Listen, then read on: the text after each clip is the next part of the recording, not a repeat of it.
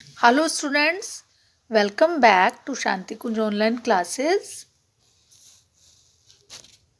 Beta, today we are going to start chapter 11 Individual Decoration Proper Clothing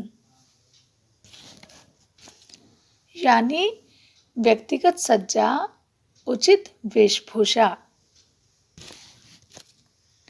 बेटा, व्यक्ति का जो बाहरी व्यक्तित्व होता है उसके निर्माण और विकास में वस्त्र यानी कि कपड़ों का विशेष योगदान है।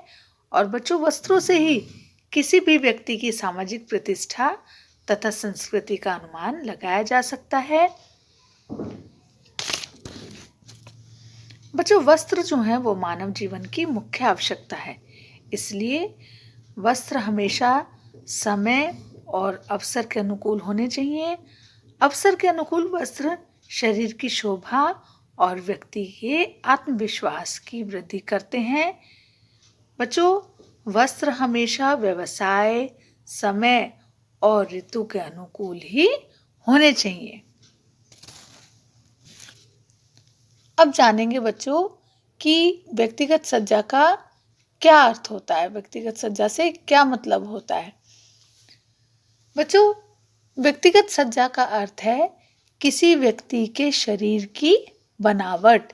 ये मानवीय स्वभाव की विशेषता है कि हर व्यक्ति अपने आप को दूसरों की दृष्टि में सुंदर और आकर्षक दिखना चाहता है, इसलिए वो अपने आप को भली भांति सजाता है ना, तरह तरह से भांति भांति से सजाता है और अपने अंदर कुछ ऐसी आदतों का विकास करता है जिससे हर व्यक्ति उससे प्रभावित हो। बच्चों, व्यक्तिगत सज्जा के दो पक्ष होते हैं, शारीरिक एवं व्यक्तिगत पक्ष। शारीरिक और व्यक्तित्व दोनों ही रूपों में अपने आप को सुंदर और आकर्षक दिखाने की जितनी भी चेष्टाएं व्यक्ति करता है वे सब उसकी व्यक्तिगत सज्जा के अंतर्गत आती हैं। अब पढ़ते हैं बच्चों, व्यक्तिगत सज्जा में उचित वेशभूषा का स्थान। बेटा, पहनने वाले वस्त्रों के संबंध में निम्नलिखित सामान्य बातों का ध्यान रखना चाहिए। सबसे पहला तो है बच्चों उचित फिटिंग। पहनने वाले वस्त्रों की शरीर पर फिटिंग ठीक होने पर ही वस्त्र जो है वो सुंदर लगते हैं। यदि वस्त्र ढीले हैं तो भी भद्दे लगते हैं, और यदि वे तंग हैं तो उठने बैठने, झुकने और खेलने दौड़ने में बाधा डालते हैं, परेशानी होती है ना। कभी कभी तो जो अनुचित फिटिंग के कपड़े होते हैं वो हास्य का विषय भी बन जाते हैं। बच्चों, फिटिंग के साथ साथ वस्त्रों के रंग में भी पारस्परिक मेल होना चाहिए। यदि साड़ी और ब्लाउज के रंगों में पारस्परिक मेल नहीं है तो साड़ी और ब्लाउज पहनने में अच्छे नहीं लगेंगे। और बेटा, वस्त्रों की सिलाई प्रचलित फैशन के अनुसार होने पर ही वो अच्छे लगते हैं। रोजाना पहनने वाले वस्त्रों का जो कपड़ा है वो मजबूत होना चाहिए ताकि वो जल्दी ना फटे और उन्हें सरलता से धोकर साफ किया जा सके। और आयु के अनुसार व्यक्ति के व्यक्तित्व व रुचि में अंतर आ जाता है। यदि किसी नवविवाहित को लाल रंग शोभा देता है तो 50 वर्ष के वृद्ध के लिए रंग हास्यास्पद है। पुरुषों को हल्के और बच्चों को चटकीले वस्त्र शोभा देते हैं। बच्चों, वस्त्र खरीदते समय सर्दी, गर्मी और मौसम का पूरा ध्यान रखना चाहिए। गर्मी में पहनने वाले जो वस्त्र होते हैं वो हमेशा हल्के रंग के और नमी सोखने वाले होने चाहिए, और सर्दी में ऊनी, मोटे और गहरे रंग के वस्त्र अधिक उपयुक्त रहते हैं। अब पढ़ेंगे बच्चों वस्त्रों के चयन को प्रभावित करने वाले कारक। बेटा, जैसा कि स्पष्ट किया जा चुका है कि व्यक्तिगत सज्जा तथा व्यक्तित्व के निर्माण और विकास में व्यक्ति की वेशभूषा का विशेष महत्व होता है। व्यक्ति की योग्यता, फुहड़ता, उदारता आदि का अनुमान उसकी वेशभूषा से लगाया जा सकता है। इसलिए बच्चों, व्यक्तिगत सज्जा के वस्त्रों का चयन करते समय ये ध्यान रखना जरूरी है कि वस्त्र सुंदर हों और उनमें वस्त्रोपयोगी आवश्यक गुण विद्यमान हो तथा उनका मूल्य या कीमत भी उपयुक्त हो।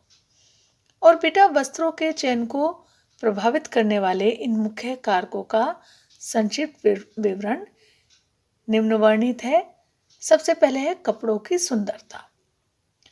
बच्चों, वस्त्रों एवं वेशभूषा का मुख्य उद्देश्य व्यक्तिगत सज्जा तथा शारीरिक आकर्षण में वृद्धि करना होता है और इस तथ्य को ध्यान में रखते हुए वस्त्रों का चयन करते समय कपड़े की सुंदरता को ध्यान में रखना बहुत जरूरी होता है।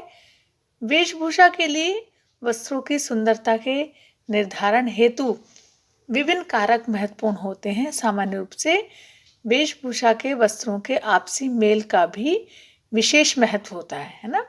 भारतीय समाज में अधिकांश महिलाएं जो हैं वो साड़ी और ब्लाउज धारण करती हैं और इस वेशभूषा के संदर्भ में उसी वेशभूषा को सुंदर माना जाएगा जिसमें कि साड़ी और ब्लाउज दोनों में आपसी मेल हो। यदि उत्तम सिल्क का ब्लाउज धारण कर उसके साथ मोटे खद्दर की धोती धारण कर ली जाए तो ये वेशभूषा बेमेल वेशभूषा कहलाएगी। बेमेल वेशभूषा को किसी भी स्थिति में सुंदर वेशभूषा के रूप में स्वीकार नहीं किया जा सकता। दूसरा है बच्चों, कपड़ों के गुण। वेशभूषा के लिए वस्त्रों का चयन करते समय जहां उनकी उपयुक्तता और सुंदरता को ध्यान में रखा जाता है, वहीं साथ ही साथ कपड़े के गुणों को भी ध्यान में रखना बहुत जरूरी है। वेशभूषा के लिए अपनाए गए वस्त्रों में मुख्य रूप से निम्नलिखित गुणों का होना बहुत जरूरी है। सबसे पहला है अवशोषकता का गुण। बच्चों, अवशोषकता से आशय है नमी अथवा जल को अपने अंदर सोख लेने की क्षमता। हमारे देश के अधिकांश भागों में गर्म जलवायु पाई जाती है और ताप की अधिकता के कारण वर्ष के जो अधिकांश महीने हैं उनमें शरीर से पसीना निकलता रहता है। इस तथ्य को ध्यान में रखते हुए वेशभूषा के लिए वस्त्रों का चयन करते समय उनकी अवशोषण क्षमता को अनिवार्य रूप से प्राथमिकता दी जानी चाहिए। दूसरा है बच्चों, सुविधा पूर्वक धुलाई का गुण। बच्चों, वेशभूषा के रूप में धारण किया जाने वाला वस्त्र बार बार मैला होता है ना। रोज हम जो कपड़े पहनते हैं वो मैले भी होते हैं और अनिवार्य रूप से उन्हें हमें धोना भी पड़ता है। तो वस्त्रों की जो धुलाई है वो भी एक बहुत महत्वपूर्ण कार्य है। कुछ कपड़े ऐसे होते हैं जिन्हें धोना सरल होता है और जो जल्दी सूख जाते हैं, लेकिन इनके विपरीत कुछ कपड़े ऐसे होते हैं जिनकी धुलाई जो है वो पर्याप्त कठिन होती है और वो सूखते भी देर से हैं। इसलिए वस्त्रों की धुलाई संबंधी इस तथ्य को भी ध्यान में रखना आवश्यक होता है कि सामान्य रूप से बार बार धुलने वाले वस्त्रों के लिए उसी कपड़े का चयन करना चाहिए जिसकी धुलाई सरलता से हो सके। तीसरा है बच्चों, ताप की संवाहकता का गुण। बेटा, वस्त्र का चयन करते समय वस्त्र की ताप की संवाहकता और मौसम को अनिवार्य रूप से ध्यान में रखना चाहिए। फिर है कपड़े की मजबूती तथा टिकाऊपन। वेशभूषा के लिए उसी कपड़े को उत्तम माना जाता है, अच्छा माना जाता है जो कि क्या हो, मजबूत और टिकाऊ हो। वास्तव में कपड़े खरीदते समय बच्चों बहुत सारा धन खर्च करना पड़ता है ना, और इस स्थिति में मितव्ययता के दृष्टिकोण से उसी वस्त्र को खरीदना चाहिए जो काफी दिन तक टिका रह सके। और प्राय मिश्रित धागों से निर्मित जो वस्त्र होते हैं उनका चयन किया जाना चाहिए क्योंकि इन वस्त्रों में मजबूती पाई जाती है और इनमें जो दूसरे वस्त्रोपयोगी गुण होते हैं वो भी विद्यमान होते हैं। अब बच्चों, कपड़ों का मूल्य। बच्चों, वेशभूषा के लिए चुने जाने वाले वस्त्रों में वस्त्रोपयोगी गुण भी विद्यमान होने चाहिए, परंतु इन कारकों के साथ साथ वस्त्र के मूल्य या कीमत को भी ध्यान में रखना जरूरी होता है। वस्त्र का चयन करते समय उसकी उपयोगिता तथा मूल्य के आपसी संबंध का ध्यान रखना चाहिए। अधिक मजबूत तथा टिकाऊ वस्त्रों का मूल्य यदि अधिक भी हो तो उसे सार्थक माना जा सकता है ना। इससे भिन्न शीघ्र ही जो खराब होने वस्त्र होते हैं उनका जो मूल्य है वो कम ही होना चाहिए। अब है बच्चों वस्त्र के चयन को प्रभावित करने वाले कुछ अन्य कारक। बच्चों ये सत्य है कि वेशभूषा के लिए वस्त्र का चयन करते समय उसकी सुंदरता, गुणों और मूल्य को विशेष रूप से ध्यान में रखा जाता है, लेकिन इन मुख्य कारकों के अतिरिक्त भी वस्त्रों के चयन को कुछ अन्य कारक भी प्रभावित करते हैं और इन कारकों में मुख्य हैं वस्त्र धारण करने वाले व्यक्ति की आयु, उसका शारीरिक आकार तथा कद, व्यक्ति का पद तथा व्यवसाय और वस्त्र धारण करने का मौसम एवं ऋतु तथा धारण किए जाने वाले वस्त्रों का आपसी मेल।